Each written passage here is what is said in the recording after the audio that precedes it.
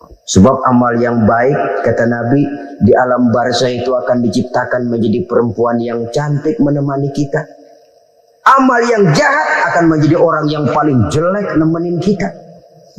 Udah di tempat gelap yang nemenin jelek. Allah selalu akan menolong seorang hamba selama hamba itu masih mau menolong saudaranya. Apabila kita sudah berpangku tangan terhadap kesulitan orang lain, biasanya pun pada saat kita mendapat kesulitan, kita akan sulit juga memperoleh pertolongan. Nah, riba alias renten, kedoknya adalah menolong orang, tapi sama juga bulu buntutnya dilepas, palanya dicekek. Menolong orang pada akhirnya menjadi beban bagi seseorang, dan memang mencari orang-orang yang berada dalam posisi kesulitan, biasanya di daerah-daerah di mana musim paceklik, jadi lapangan kerja sulit, sedangkan urusan perut tidak bisa ditunda. Akhirnya orang terjebak ke dalam rentenir, ke dalam riba, ke dalam renten. Bunga berbunga, sehingga satu saat jumlah bunganya bisa lebih besar dari jumlah pinjaman pokoknya. Kemudian kalau juga ternyata tidak bisa dibayar, rumah jadi taruhan. Memang rumah satu-satunya, begitu rumah ditarik mulain camping. Bukankah pada akhirnya akan mewariskan kesengsaraan? Oleh karena itu, kepada kita berusahalah jangan berhubungan dengan rentenir, jangan makan renten dan riba. Kepada mereka yang melaksanakan riba, walaupun mendatangkan keuntungan materi, tapi percayalah, harta yang didapat dengan jalan riba tidak akan membawa keberkahan. Manakala tidak membawa keberkahan, dia tidak akan mendatangkan ketenangan di dalam kehidupan kita. Oleh karenanya, memakan harta riba termasuk perbuatan yang merusak sendi-sendi kehidupan sosial, merusak kehidupan orang lain, merusak kehidupan masyarakat, tetangga, pergaulan, dan sebagainya. Yang kelima, wa akla malil yatim, memakan harta anak yatim dengan cara yang zalim. Nih, memang lezat. Anak yatim itu nggak tahu urusan apa-apa. Kita diamanahkan untuk mengurusinya. Kadang-kadang dibentuklah panitia penyantunan yatim piatu. Yatimnya mah tetap kelaparan, panitianya yang pada gendut.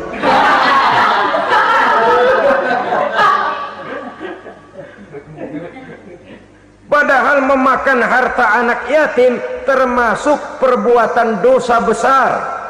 Dan menjantuni yatim merupakan perbuatan mulia. Nabi mengatakan, ana wa kafilul yatim kahataini yaumal qiyamah. Aku dan orang-orang yang menyantuni anak yatim seperti dua jari ini pada hari kiamat nanti. Dekat sekali. Jikalau ingin di hari akhir nanti dekat dengan Rasul, bersahabatlah dengan anak-anak yatim. Jadilah pengurus anak-anak yatim. Bangunlah panti-panti asuhan yatim. Pada saat bapak ibunya meninggal, kitalah yang menjadi orang tuanya. Bahkan sedemikian besar perhatian Islam terhadap anak-anak yatim ini, karena agamanya sudah berdusta. Siapa mereka? Fazalikal ladzi yad'ul yatim, orang yang menyia-nyiakan anak yatim. Wala yahuddu ala ta'amil miskin, dan tidak pernah memberi makan kepada orang-orang yang menderita kemiskinan. Menyia-nyiakan, meninggalkan anak yatim termasuk perbuatan yang divonis kita sebagai orang yang mendustakan agama. Saudara-saudara kaum muslimin rahimakumullah, maka sangat dicela mengeksploitir anak-anak yatim, menjadikan mereka sebagai kedok untuk mencari kekayaan pribadi. Tetapi jikalau ikhlas, ganjarannya sangat besar, nilai pahalanya sangat besar. Menyantuni yatim tidak hanya setahun sekali. Kalau Muharram pakai istilah lebaran yatim, dibentuklah panitia, diberilah beras, uang 4-5 ribu rupiah, alhamdulillah. Tapi jangan lupa, si yatim tidak hidup cuma 1 hari. Dia tidak hidup cuma di bulan Muharram saja, dia hidup 12 bulan dalam setahun. Sebagaimana anak-anak yang lain, dia juga berhak punya masa depan. Dia juga berhak menikmati bangku sekolah. Dia berhak mengenyam arti dan makna pendidikan. Dia berhak membekali diri dengan ilmu dan pengetahuan seperti halnya anak-anak yang lain. Maka kita yang diberikan keluasan oleh Allah, ingatlah itu, bersahabatlah dengan anak-anak yatim, santuni mereka. Perkara setahun sekali di bulan Muharram, alhamdulillah, itu bagus, bin Thayyib alias baik. Tapi tentu dan tentu sekali lagi, si yatim tidak hanya hidup di bulan Muharram. Dia hidup 12 bulan dalam setahun, 24 jam dan di dalam sehari. Oleh karenanya, menyia-nyiakan mereka pada saat posisi kita memang mampu akan memojokkan kita dalam satu posisi di mana kita dianggap sebagai orang yang mendustakan agama. Memakan harta anak yatim dengan cara yang zolim. Bapaknya udah meninggal, kebunnya lebar, anaknya dikelecehin. Nah, dah kamu gak usah pusing, nanti saya yang ngurus. Akhirnya bukan ngurus, nguras. Si yatim mungkin tidak tahu bahwa dia disia-siakan, haknya diambil, miliknya dizolimi. Tapi Allah yang akan membalasnya dengan seadil-adilnya. Maka makan harta anak yatim biasanya balasannya tokcer bin paten. Nggak banyak selang tempo itu, nggak percaya cobain dah. Nyobain aja kan nggak bayar, umpama. Memakan harta anak yatim dengan cara yang zolim, ganjarannya biasanya kontan. Kenapa? Ratapan si miskin, untayan air matanya, jeritan kepedihan hatinya, membuka pintu langit, permohonannya diijabah, getaran hatinya didengarkan oleh Allah. Maka balasannya biasanya kontan, spontan, tidak menunggu waktu terlalu lama. Itu di dunia, belum lagi di akhirat nanti. Bukankah dalam riwayat Mi'raj diceritakan Nabi melihat di neraka itu orang perutnya sebesar rumah? La haula wala quwata. Itu perut kayak rumah, bagaimana jalannya tuh?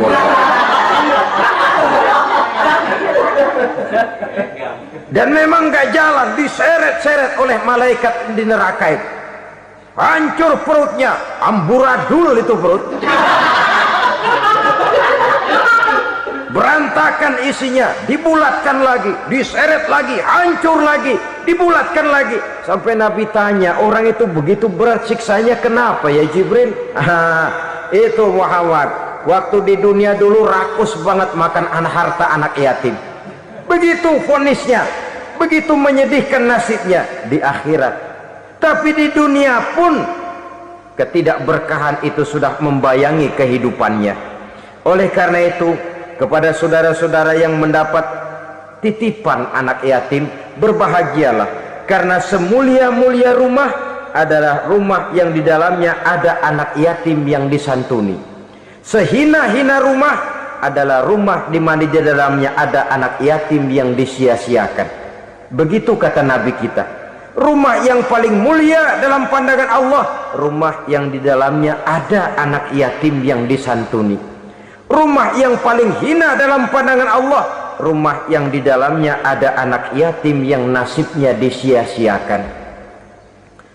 Berbahagialah saudara apabila menjadi penyantun anak-anak yatim, pelindung mereka, sehingga mereka mempunyai masa depan sebagaimana anak-anak lainnya.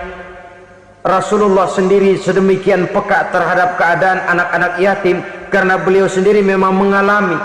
Umur 6 bulan dalam kandungan ibu, beliau sudah ditinggalkan oleh ayahnya. Pada saat berusia 6 tahun, ibu sudah meninggal. Yatim piatu dalam usia di mana beliau sedang perlu belas kasih seorang ibu dan pengertian seorang bapak. Kepekaan itu lalu timbul, bahkan kemudian sampai kepada beliau berkata, aku dan orang yang menyantuni anak yatim seperti jari tengah dan jari telunjuk di hari akhirat nanti. Sedemikian dekatnya.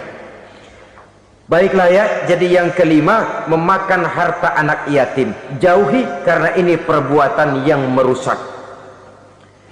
Yang keenam, watawalli yaumaz zahfi, melarikan diri pada hari pertempuran. Apa ini? Khianat, tidak konsekuen dengan konsep perjuangan.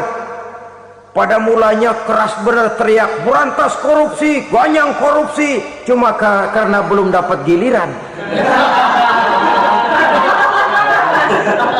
Begitu dia naik dapat kesempatan, korupsinya lebih edan dari yang diteriakinya.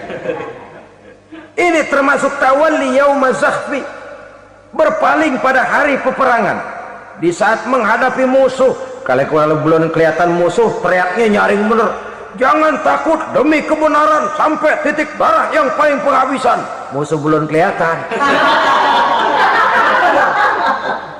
Begitu musuh sudah kelihatan, paling dulu lari ke belakang. Kalau diajak berjuang ada saja alasannya. Sehingga Quran memberikan peringatan kepada kita semua. Mengapa kamu ini berat? Kalau sudah diajak berjuang di jalan Allah, kakimu seperti terhunjam berakar di perut bumi. Berat untuk melangkah berjuang. Lari dari pertempuran tidak konsekuen dengan konsepsi perjuangan. Mau enaknya saja dalam kondisi yang sulit lalu berpangku tangan. Ini termasuk ciri munafik yang di dalam Al-Quran disindir dengan bahasa kullama adha'a lahum masyaufi wa iza azlama alaihim qamu. Waktu terang mereka jalan, giliran gelap mereka mandek. Artinya, maksudnya, kalau giliran ada untungnya aja, rame-rame teriak Islam. Tapi begitu diminta berjuang, dituntut berkorban, rame-rame mundur. Waktu dilihat di Islam ada untungnya, rame-rame teriak Islam. Pak, saya Islam banget, Pak. KTP saya Islam, Pak. Pokoknya Islam banget dah. Tapi ketika diminta berjuang, dituntut sedikit berkorban, rame-rame mengundurkan diri. Tahun 65 PKI berontak. Waduh, waktu itu jadi orang Islam untung itu. Nggak dikejar-kejar, aman. Masjid rame, mobil-mobil mewah parkir di depan musola dan masjid. Kenapa? Waktu itu asal udah ke masjid aman. Islam selamat, untung. Tapi begitu keadaan aman, yang parkir di musola sepeda butut melulu.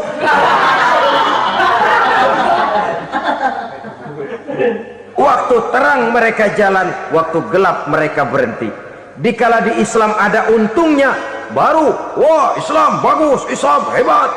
Tapi waktu dilihat ada kerugian, jangan bawa-bawa Islam dah.